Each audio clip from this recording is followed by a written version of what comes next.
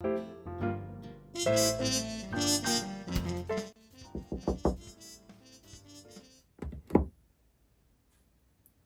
hi. Come in. Welcome to my studio. This is Wool&wool Arts. I'm a felt artist and I mainly work with needle felting as a technique.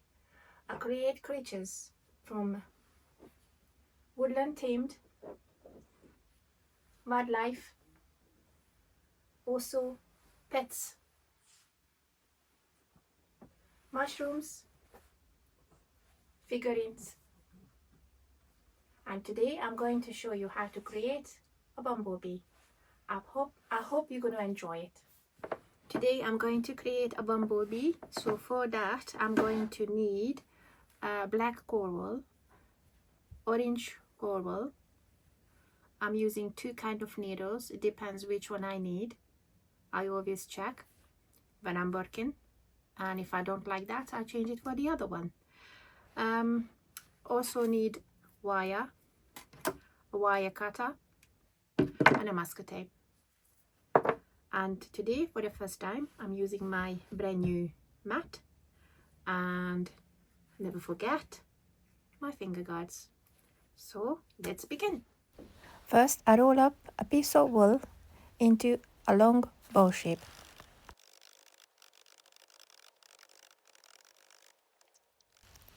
Add extra wool layer by layer. I'm currently firming it up, and I have decided this is going to be the front, the head, and this is going to be the back. So what I'm trying to achieve, I try to achieve that sort of triangle shape at the back, due to the stinger at the back. So I wanted to make it a bit more pointing, almost like a tail pointing. And then the head, it will form out from this part of the body.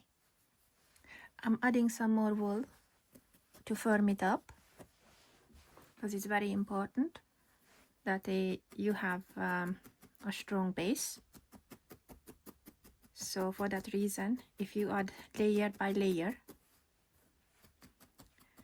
it's gonna give you that firmness rather than become like a sponge, soft. So the key is layer by layer. Try to make sure that the little stinger at the back, it's gonna be visible. Still very important to make sure the bottom is flat, and it's gonna be a firm little cute bumblebee. So the next I'm going to look how should I divide the body into sections. So I'm going to create 3 sections.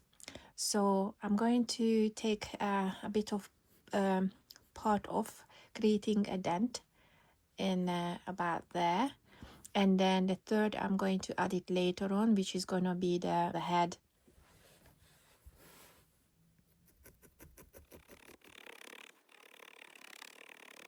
I'm adding a small amount of wool to the head to create a pointing shape. So I'll get to the point when I kind of like it. So what I'm going to do is I'm going to add the stripy colors across.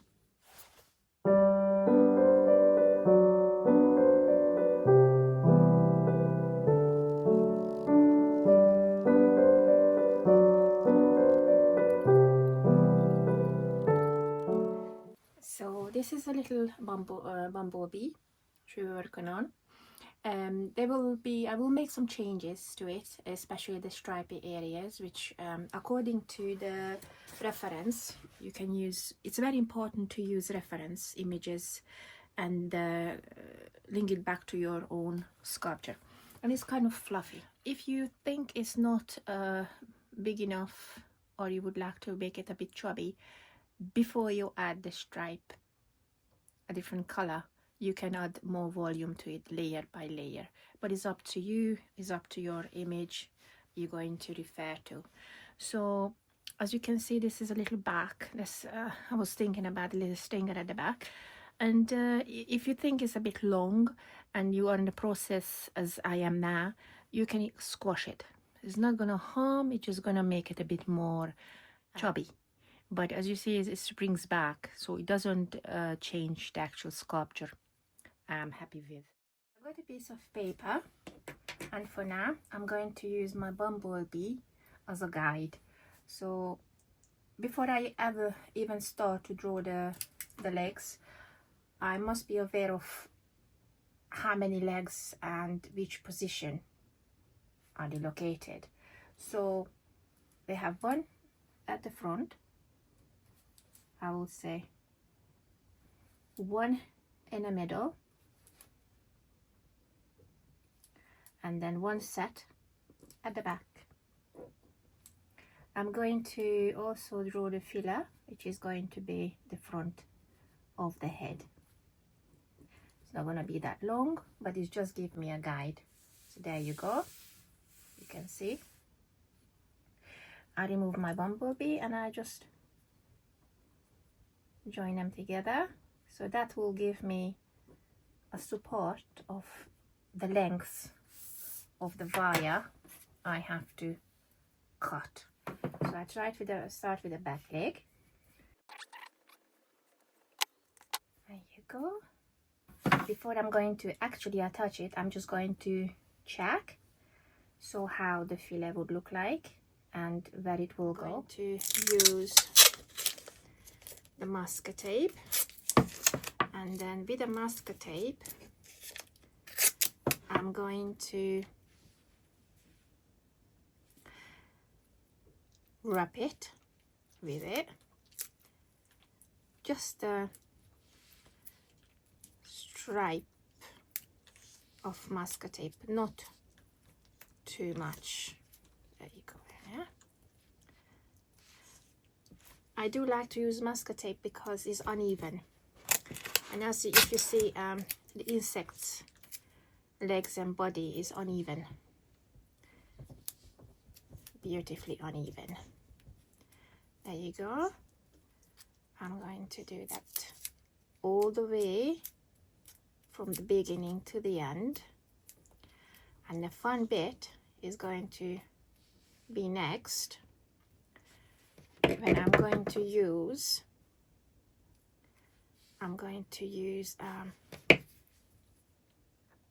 a marker, a black marker, and then I'm going to color the masking tape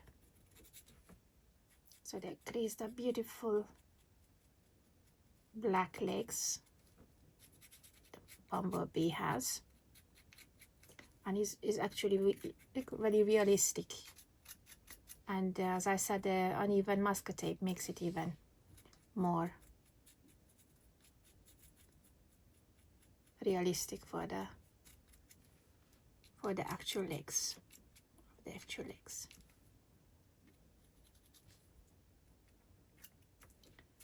I let it dry. I'm not doing the middle bit because it's going to be attached to the body anyway. And this is exactly the same way I'm going to make the rest of the legs. I'm gonna put it on top. There you go. That looks like a bug now. So I'm gonna use my mat, and then I will start with the back leg, and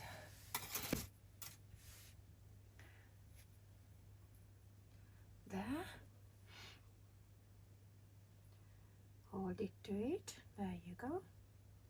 And then I'm just using a little piece of wool. It's very good to check if you're okay with it. Usually I don't attach it too tight. I go attach all of it, and then I decided after that.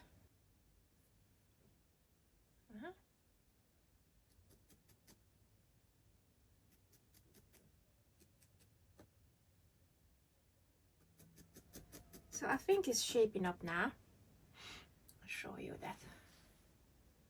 Shaping up now. You can see it's kind of cute, but obviously you can change the leg you want it to, upwards, downwards. Easy. The antenna, I am going to attach it to the forehead. The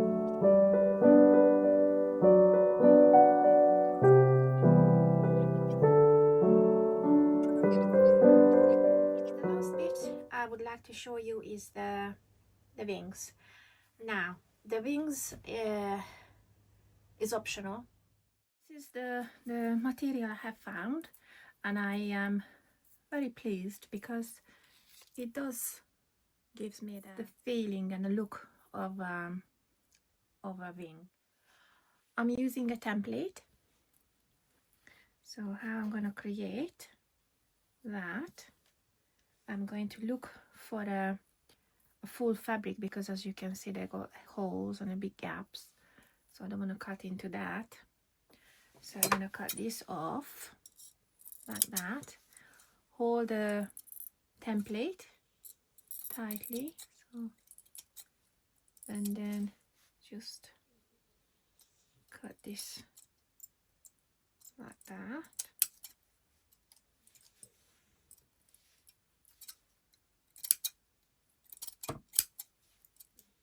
Now I do cut it in, not all the way through.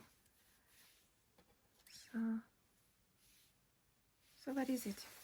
Oh, so here is it. Here is it. And there you go. So I either gonna use wool to attach, or glue, or both. So I have decided to use a glue.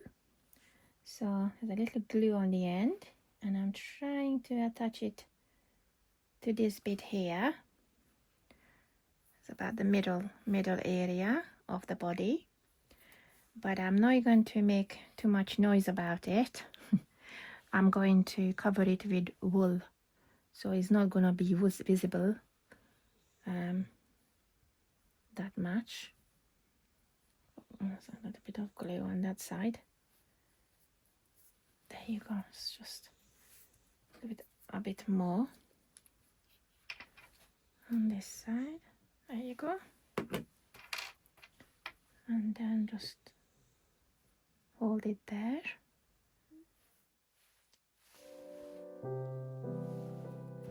To finalize the bumblebee sculpture, I decided to cover the gluey bits.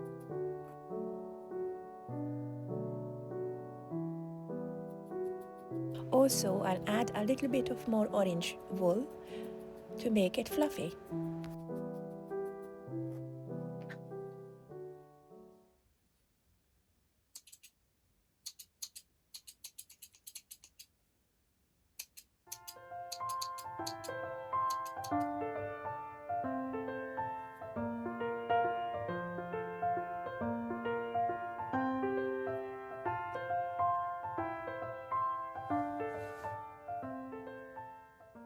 So I hope you like the bumblebee we have created. I think it's fairly straightforward and easy project to start with. And I was just thinking, how could we display our bumblebee? So I've created different bugs in the picture frame. This is a ladybird, and I created a snail as well, and a dung beetle. So what you can do is either create it like that as a composition, or you prefer just to display it like that in the middle. So it's very simple. You can have any color picture frame, or you can make it just like the Easter egg. So it's a big hook in the middle, and then you can hang it on your indoor plants in your office, or just clip it as like this as a composition on anything really. And or I was thinking to get a magnet, so you can stick a little magnet here in the back and then just on the fridge or as a brooch. And I think yeah, so I really do hope you like this little project, and I would like to ask you if you have any ideas. What would you like to see? If you would like to have more information about Bumblebee project, please write your comments in the comment section below, and I'm definitely going to answer. So yeah, and have a good day, good night, and see you next time. Bye.